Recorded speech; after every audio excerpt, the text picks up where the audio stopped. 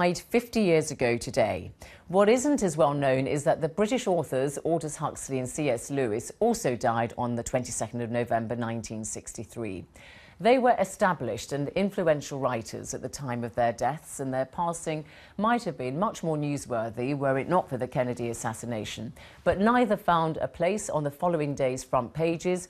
While Aldous Huxley was more renowned at the time of his death, C.S. Lewis has since gained in popularity. He's best known, of course, for the Chronicles of Narnia series, which has sold 100 million copies worldwide and been adapted for screen and stage. Well, I'm joined here in the studio by Nicholas Murray, who has written a biography on Aldous Huxley, which is now considered to be the standard work on the life of Huxley, and also by Michael Ward, a leading expert on the works of C.S. Lewis. He joins us from our Oxford studio. Nicholas Murray. So, had Aldous Huxley not died on the same day as Kennedy, do you think we would have been more aware, in public at least, of his legacy? I think by the time he died, his reputation was reasonably secure, so that I think that he would be unlikely to be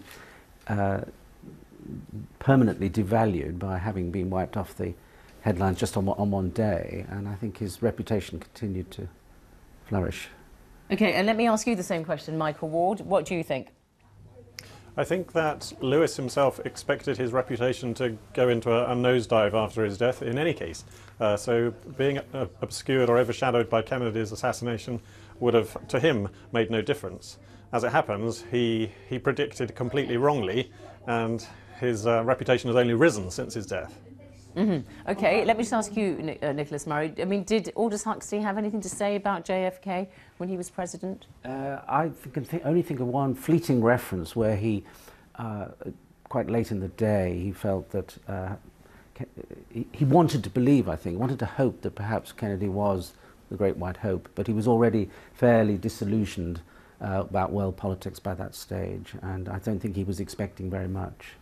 I mean, Aldous Huxley, Brave New World, of course, is a very famous book. It's a sort of standard textbook now, isn't it? I mean, it was seen, people didn't realise at the time, except with hindsight now, just how relevant and prescient it is. I mean, what is it, the babies being produced in test tubes, kind of like a production line.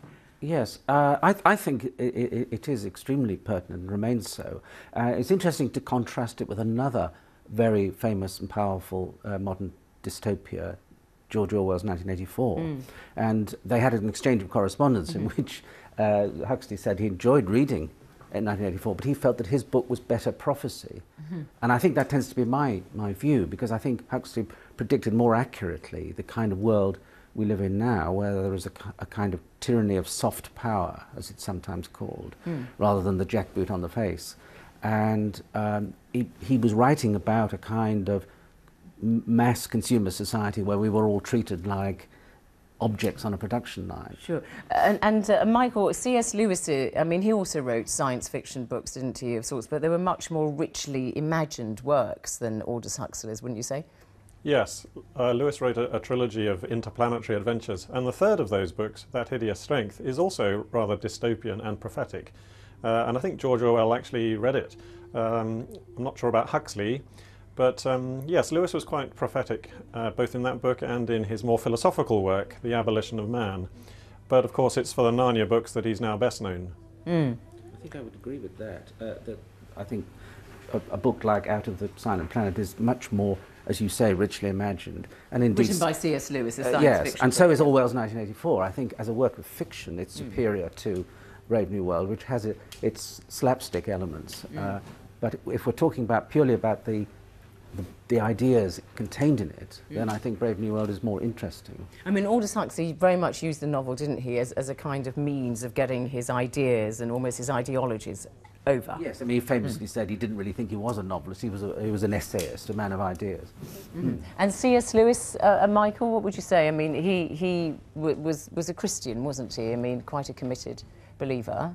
Yes, indeed, and on his Poets' Corner memorial that was unveiled today, there's a quotation from him, from one of his theological works, which says, "I believe in Christianity as I believe that the sun has risen, not only because I see it, but because by it I see everything else." He was a very popular Christian apologist. He broadcast on the BBC during the Second World War, a broadcast which became the book Mere Christianity. So he had really that theological side, as well as his fictional side of Narnia, and indeed an academic side, because he was a professor at Cambridge University at the end of his career. He taught at Oxford for 30 years. And The Lion, the Witch and the Wardrobe, of course, very, very popular, being put on film, on stage. What do you think he would have made of the huge popularity that that particular work of his gained? I think you would be astonished. His wife once said of Lewis's Narnia books, there are Jack's juvenile stories. We'll never get rich from those. And they've turned out to be some of the best-selling works of the second half of the 20th century. But I don't think Lewis predicted that. And Nicholas, I have to ask you, of course, you can't discuss Aldous Huxley without the drugs, of course, because he experimented on drugs, although paradoxically he was very opposed to people using drugs, wasn't he? But nevertheless, so tell us a bit about that. Well, I mean, I remember his second wife, Laura Huxley, when I went to interview her in Hollywood and at their home. I remember her telling me emphatically that he deplored the 60s drug culture.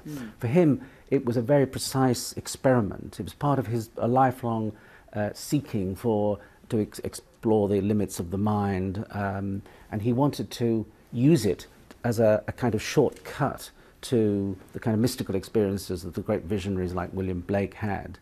In my view, he failed. It was a disappointment because he didn't have that kind of mind, I don't think. Didn't his wife pump him with LSD as he was dying? She did, and we don't know whether he asked for it to be done or whether she did it or what the result was, because we have no record of it. But I think I mean, he actually knew the famous Timothy Leary, but they had a totally different approach, I think.